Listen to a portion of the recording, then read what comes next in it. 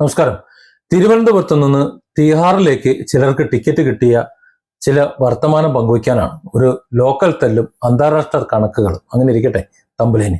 നമുക്കറിയാം, നമ്മുടെ മലയാളികളെ എപ്പോഴും ത്രില്ലടിപ്പിച്ച് നിർത്തുന്നത് കേരളത്തെ സംബന്ധിച്ചിടത്തോളം രണ്ട് കാര്യങ്ങളാണ്. ഒന്ന്, എന്തെങ്കിലും ദുരന്തം വരണം. വെള്ളപ്പൊക്കം വന്നു കഴിഞ്ഞാൽ, ഇപ്പോൾ വയനാട്ടിലെ മണ്ണിടിച്ചിൽ വന്നാൽ, ലാൻഡ് സ്ലൈഡ് വന്നാൽ ഒക്കെ ചിലർക്ക് ആഘോഷമാണ്, ഒരു ത്രില്ലാണ് അവർക്ക്. പോയി ലൈവ് എടുക്കുക, ഞങ്ങൾ അവിടെ പോയി എന്ന് മറ്റുള്ളവരെ ബോധ്യപ്പെടുത്തുക, അങ്ങനെയൊക്കെ. പിന്നെ അത് സംബന്ധിച്ചിട്ട് ആരെങ്കിലും എന്തെങ്കിലും ചെയ്താലും കുറ്റം പറയുകയും ചെയ്യും. അതിനേക്കാളേറെ രസം എന്ന് പറയുന്നത് രാഷ്ട്രീയ നേതാക്കന്മാർ, നമ്മുടെ മന്ത്രിമാരും പ്രതിപക്ഷ നേതാവും അതുപോലെയുള്ളവരൊക്കെ നടത്തുന്ന ചില നാടകങ്ങളാണ്. ആ നാടകങ്ങൾ അതിലേറെ ത്രില്ലാണ് കാണുമ്പോൾ, രാഷ്ട്രീയ നാടകങ്ങൾ കാണുമ്പോൾ. പക്ഷെ കഴിഞ്ഞ ദിവസം തിരുവനന്തപുരത്ത് നടന്നിട്ടുള്ള സംഭവവികാസം ഇതിലൊന്നും പെടുത്താൻ പറ്റൂല. ഒരു ത്രില്ലർ പോലെയാണ് അതിനെ ബന്ധപ്പെട്ടവർ ഇറങ്ങിയിട്ടുള്ളെങ്കിലും അതങ്ങനെയൊന്നും ഉൾപ്പെടുത്താൻ പറ്റൂല. അതിപ്പോൾ മലയാള സിനിമയിലെ തല്ലുമാലയാണോ അല്ലെങ്കിൽ ഹോളിവുഡ് ലെവലിലുള്ള അന്താരാഷ്ട്ര ക്രൈം ത്രില്ലറാണോ എന്നൊന്നും ഗവേഷണം നടത്തേണ്ടതില്ല. ജനങ്ങൾക്ക് അങ്ങനെ സംശയമുണ്ട്, പക്ഷേ ഗവേഷണം നടത്തേണ്ടതില്ല. അത് ശരിക്കും എങ്ങോട്ടാണ് പോണത് എന്ന് തല്ലുമാല നടത്തിയവർക്ക് ബോധ്യപ്പെട്ടിട്ടുണ്ട്. വി.ഡി. സതീശൻ റെയ്ഡ് നടത്തിയെന്നൊക്കെ പ്രചരിപ്പിക്കുന്ന സത്യത്തിൽ അതല്ല. അതിന് തൊട്ട് തലേ ദിവസമാണ് ഇഡിന്റെ തലയ്ക്ക് മേളിൽ നിന്നിരുന്ന വാള് നീങ്ങി കിട്ടിയത്. ഇഡി ആകട്ടെ ആ വാള് നീങ്ങുന്ന കാത്തു നിൽക്കുക. നിങ്ങൾ പരിശോധിച്ചോ, നിങ്ങൾ ചെയ്തോ എന്ന് പറഞ്ഞതിന്റെ അടുത്ത സെക്കൻഡിൽ അവർ കെട്ടിയും ബോർഡും പട്ടയം മുടക്കും ഒക്കെ ഇടയ്ക്ക് കിട്ടുന്ന വണ്ടിയും പിടിച്ചിട്ട് നേരെ മുൻ മുഖ്യമന്ത്രിയുടെ, നമ്മുടെ പിണറായി വിജയന്റെ വീട്ടിലും അതുപോലെ മോളുടെ വീട്ടിലും വരുമാന്റെ വീട്ടിലും 10-12 സ്ഥലത്ത് ഒരുമിച്ച് കയറി എന്നാണ് കേട്ടത്. ഇത്രയും സ്ഥലത്ത് വന്ന് അവിടെ ചെന്ന് കയറി അവരുടെ ലാപ്ടോപ്പുകൾ, അവരുടെ മൊബൈലുകൾ, പിന്നെ കുറച്ച് പേപ്പറുകൾ, എന്തൊക്കെ എടുക്കാൻ പറ്റുമോ അതൊക്കെ അതെടുത്തിട്ട് അവർ വണ്ടിയിലൊന്ന് കയറിയത് ഓർമ്മയുണ്ടാവുള്ളൂ. നമുക്കറിയാലോ, കുറച്ചു കാലം മുമ്പ് ഇവിടെ നടന്നിട്ടുള്ളത് നമ്മുടെ ഉമ്മൻചാണ്ടി നടത്തിയിട്ടുള്ള ഒരു ജനസമ്പർക്ക യാത്രയുണ്ട്. ആ ജനസമ്പർക്ക യാത്ര പോലെ അത് അദ്ദേഹത്തിന്റെ മരണകാലത്ത് കിട്ടിയിട്ടുള്ള ഒരു വലിയൊരു ജനപിന്തുണ, വല്ലാത്തൊരു സങ്കടം മൂത്ത് ജനങ്ങൾ ഒത്തുകൂടിയിട്ടുള്ള ഒരു എന്തോ പറയാൻ പറ്റില്ല, അത്രത്തോളം ജനം ഉണ്ടായിരുന്നു. അത് കേരളത്തിലെ മുഴുവൻ ജനങ്ങളുണ്ടെന്ന് തോന്നിപ്പോയി.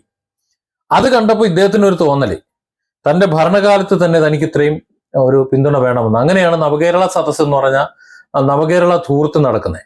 ആ നവകേരള സദസ്സിൽ പ്രധാനമായിട്ടും നടന്ന ഒരു കാര്യം, കാസർഗോഡ് മുതൽ തിരുവനന്തപുരം വരെയുള്ള സഖാക്കൾ എങ്ങനെ തല്ലണമെന്ന് പഠിച്ചു. ഈ സർക്കാരും പോലീസും ഗുണ്ടകളും എല്ലാം ഒരുപോലെ ഒത്തൊരുമിച്ച് നിന്നപ്പോൾ രക്ഷാപ്രവർത്തനം എന്ന പേരിൽ മുഖ്യമന്ത്രി തന്നെ ഒരു പേരിട്ട് കൊടുത്തു. അടി എങ്ങനെ അടിക്കണം, എങ്ങനെ തല്ലണം, ആരെ ചവിട്ടണം, എവിടെ ചവിട്ടണം എന്നൊക്കെ കൃത്യമായി പരിശീലനം കൊടുത്തു എല്ലാവർക്കും. അതാണ് നവകേരള സദസ്സ് എന്ന പരിപാടി കൊണ്ട് അവർക്ക് CPM-ന്റെ പ്രവർത്തകർക്ക് കിട്ടിയിട്ടുള്ള ഒരു ഗുണം. ഏതായാലും ഇവിടെ ഇഡിന്റെ ഉദ്യോഗസ്ഥരെല്ലാം ഈ പറഞ്ഞ രേഖകളെല്ലാം കൂടെ തപ്പിയെടുത്ത് കാറിൽ കയറി. ആ കാറാണെങ്കിൽ ഏതൊരു പാവപ്പെട്ടവന്റെ ടാക്സി വിളിച്ചിട്ടുണ്ടോന്നാ. അതിൽ കയറിയിട്ട് ഗേറ്റിന്റെ പുറത്തേക്ക് ഇറങ്ങിയതേ ഉള്ളൂ. നമ്മുടെ രക്ഷാപ്രവർത്തനത്തിൽ പരിശീലനം സിദ്ധിച്ചിട്ടുള്ള തദ്ദേശ പ്രതിരോധ നിര നേരെ മുന്നിൽ ഒന്ന് വേലങ്ങടിച്ചുകൊണ്ട് നിന്നു. സംസ്ഥാനത്തെ ഗവൺമെന്റ് അറിഞ്ഞില്ല, ആഭ്യന്തര വകുപ്പ് അറിഞ്ഞില്ല, ആരും അറിയാതെ വളരെ പെട്ടെന്ന് പട്ടാളത്തെയും കൂട്ടി വന്ന് നടത്തിയിട്ടുള്ള ഒരു റെയ്ഡാണ്. അതുകൊണ്ട് തന്നെ നമ്മുടെ നേതാക്കൾ പലയിടത്തായി പോയി, ഒരുമിച്ച് കൂടാൻ പറ്റിയില്ല. എന്നാലും അവിടെ ഇരുന്നു കൊണ്ട് ചില നിർദ്ദേശങ്ങൾ കൊടുത്തു.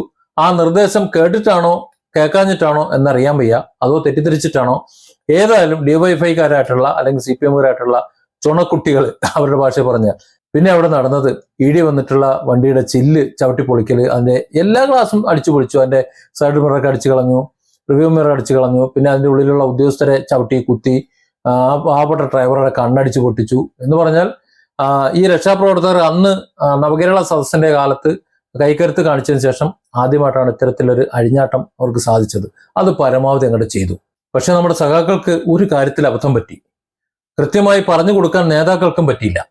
തിരുവനന്തപുരത്ത് വെച്ച് കേന്ദ്ര സർക്കാർ ജീവനക്കാർ, ED ജീവനക്കാരെ തല്ലിയപ്പോൾ നമ്മുടെ സഖാക്കൾ കരുതിയത് ഇതിപ്പോ എന്താ മ്യൂസിയം പോലീസിന് ചെന്നിട്ട് അവിടെ ചെന്ന് ഒരു തല്ല് കേസല്ലേ, ജാമ്യം എടുത്ത് ഇറങ്ങാം എന്നൊക്കെയാണ് കരുതിയത്. ഒരു ലോക്കൽ കേസായിട്ടാണ് അവർ കരുതിയത്, ഒരു അടിപൊളിയല്ലേ എന്നാണ്. പക്ഷെ retired SP George Joseph sir ചാനലിൽ ഇരുന്നിട്ടൊരു ട്വിസ്റ്റ് പറയുന്നത് കേട്ടു.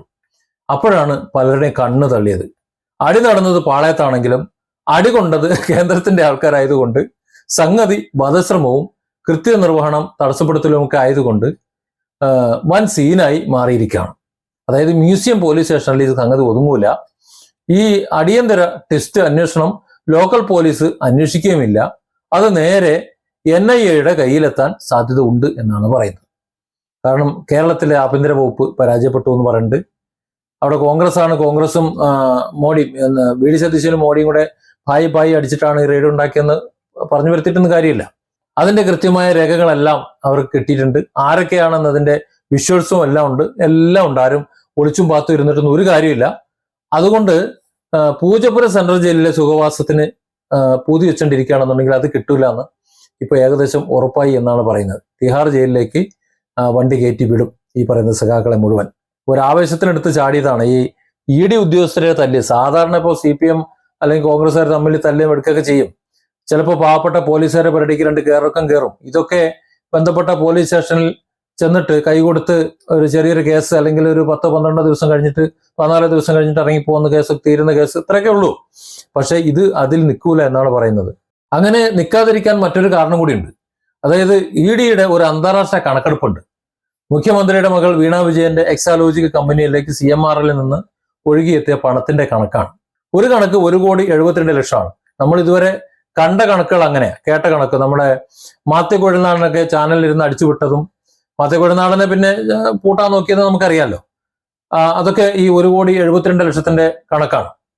എന്നാൽ ED കാൽക്കുലേറ്റർ വെച്ചിട്ട് കണക്ക് കൂട്ടി നോക്കിയപ്പോൾ 2,72,00,000 മാറി. പോരാത്തതിന് ഈ പണത്തിന്റെ ചില ഫോറിൻ എക്സ്ചേഞ്ചുകൾ, ഫെമ, അതനുസരിച്ചുള്ള ചില കളികൾ കൂടി നടന്നിട്ടുണ്ട് എന്നാണ് EDയുടെ സംശയം. ചില പേപ്പറുകൾ അത് സംബന്ധിച്ച് കിട്ടിയെന്നുള്ള വാർത്തകളും വരുന്നുണ്ട്. വീണ വിജയന്റെ മൊബൈൽ ഫോൺ ഇപ്പോൾ EDയുടെ കയ്യിൽ നല്ല ഭദ്രമായിട്ട് അവിടെ ഇരിക്കുകയാണ്. ആ ഫോണിൽ നിന്ന് എന്തെങ്കിലും കിട്ടുമെന്ന് വെച്ചാൽ എനിക്ക് സംശയമാണ്. കാരണം വീണ ഇപ്പോൾ ഫോണൊക്കെ മാറ്റിയിട്ടുണ്ടാവുമല്ലോ. അന്നത്തെ നമ്പർ ഒരു പക്ഷേ ഇന്ന് യൂസ് ചെയ്യുന്നുണ്ടാവും. ഫോണുകളൊക്കെ ഇപ്പോൾ പുതിയ പുതിയ ഫോണുകൾ വരുന്നതുകൊണ്ട് മാറ്റി കൊണ്ടുപോകുന്നതായിരിക്കും. ഏതായാലും ഇപ്പോഴും ഇടപാടുകൾ നടന്നിട്ടുണ്ടെങ്കിൽ, എന്തെങ്കിലും ബന്ധപ്പെടലുകളൊക്കെ നടന്നിട്ടുണ്ടെങ്കിൽ ആ ഫോൺ അൺലോക്ക് ചെയ്യുമ്പോൾ ആ കോടികൾ എങ്ങോട്ടാണ് ഒഴുകിപ്പോയെന്നുള്ള രഹസ്യ തുരങ്കം EDക്ക് കണ്ടെത്താൻ പറ്റും. ഇവിടെയാണ് അന്താരാഷ്ട്ര നർമ്മത്തിന്റെ, നമ്മൾ തുടക്കത്തിൽ പറഞ്ഞല്ലേ, ആ നർമ്മത്തിന്റെ അടിയുടെ ക്ലൈമാക്സ് വരുന്നത്. ഒരു ഭാഗത്ത് പണം എങ്ങോട്ട് പോയി എന്ന് കണ്ടുപിടിക്കാൻ വേണ്ടി ED തലപോയ്ക്കുകയാണ്. മറുഭാഗത്ത് അന്ന് ഈ EDയുടെ കാറിന്റെ ചില്ല് അടിച്ചു തകർത്ത 19 സഖാക്കള് റിമാൻഡിൽ കിടന്ന് ഞങ്ങൾക്ക് ജാമ്യം കിട്ടുമോ സാറേ എന്ന് ചോദിക്കണം. നേതാക്കന്മാരുടെ സാന്നിധ്യത്തിൽ ആവേശം മൂത്ത് EDയെ അടിച്ച പാവം അണികളിപ്പോ ആലോചിച്ച് കുണ്ടന്തൂറി ഇരിക്കുകയാണ്. അടുത്തുള്ള പല സബ് ജയിലിലും കിടക്കേണ്ടി വരുമോ, അതോ ലാംഗ്വേജ് പ്രോബ്ലമുള്ള, മര്യാദയ്ക്ക് സംസാരിക്കാൻ പോലും കഴിയില്ലാത്ത തിഹാർ ജയിലിലേക്ക് പാസ്പോർട്ട് എടുത്ത് അങ്ങോട്ട് പോകേണ്ടി വരുമെന്ന്. ഏതായാലും ഒന്നുറപ്പാണ്, ലോക്കൽ രാഷ്ട്രീയത്തിന്റെ ചൂടില് EDയുടെ വണ്ടി തല്ലിപ്പൊളിച്ച് കാര്യങ്ങൾ നടത്താമെന്ന് പറഞ്ഞ സഖാക്കളെ തീരുമാനം ഉണ്ടല്ലോ, ആ തീരുമാനം തെറ്റിപ്പോയെന്നവർക്ക് മനസ്സിലാവും.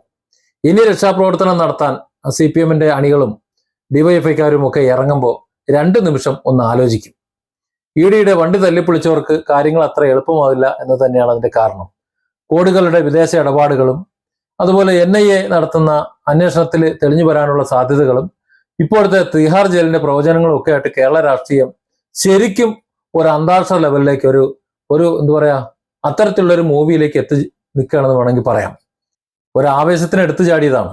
ഇനിയിപ്പോ ആന പിടിച്ചാലും പിടി കിട്ടൂല, തിരിച്ചു വരാൻ പറ്റില്ല എന്നൊരവസ്ഥയായി. രക്ഷാപ്രവർത്തനം നടത്തിയപ്പോൾ അന്ന് നവകേരള സദസ്സിലെ രക്ഷാപ്രവർത്തനത്തിൽ നല്ലവണ്ണം പരിശീലനം ശ്രദ്ധിച്ച് ഇറങ്ങി അങ്ങോട്ട് ചെന്ന് അതിന്റെ ആവേശം മൂത്തങ്ങോട്ട് ഇറങ്ങിയത്. അതിനുശേഷം പിന്നൊരവസരം ഇപ്പോഴാണ് കിട്ടിയത്. ആ ആവേശം ഇങ്ങനെ ആകുമെന്ന് സത്യത്തിൽ പ്രിയപ്പെട്ട നമ്മുടെ സഖാക്കള് സ്വപ്നേ വിചാരിച്ചു കാണില്ല. Different angles. Don't forget to subscribe and support this channel.